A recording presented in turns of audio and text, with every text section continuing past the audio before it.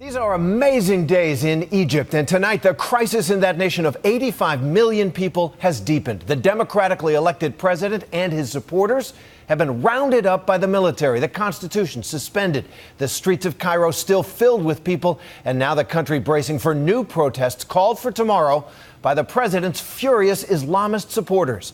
ABC's Alexander Marquardt has been covering this amazing story right from the start in Cairo, and he joins us now.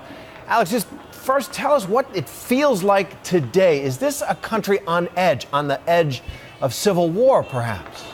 Good evening, Terry. It certainly does feel like that. There are really two Egypts right now. The one that you're seeing right behind me down here on Tahrir Square, which, as you know, is the birthplace of the revolution 2.5 years ago. There's been absolute jubilation since President Morsi stepped down 24 hours ago. It feels something like our own Independence Day, with fireworks going off, horns blaring. They've got these laser pointers.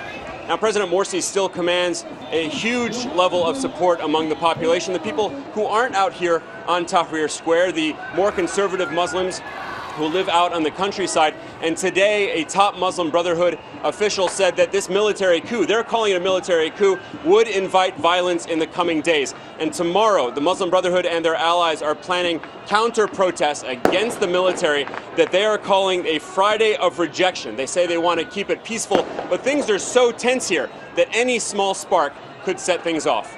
The military has taken over. So what are they doing now to try to clamp down on the violence? Well, from the appearances, it looks like they're trying to decapitate the leadership of the Muslim Brotherhood, which is former President Morsi's party. They've also issued arrest warrants for some 300 Muslim Brotherhood members, but you can be sure that the Brotherhood won't take this lying down. They will come back with some sort of response. We get the impression that they're trying to regroup now, and we're waiting to see what their reaction will be. So, Alex, as you know, Egypt is such a critical country in that region and for the United States, a key ally in some ways in keeping whatever's left of stability in the Middle East. Is there anything the U.S. can do at all, or are we just going to stand by and watch this happen?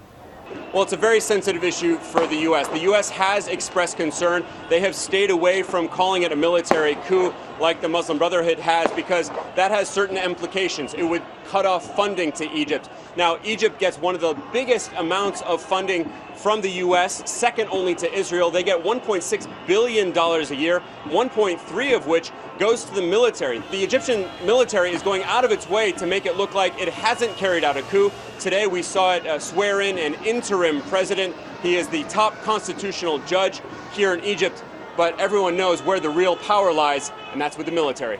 Terry? All right, Alex, stay safe.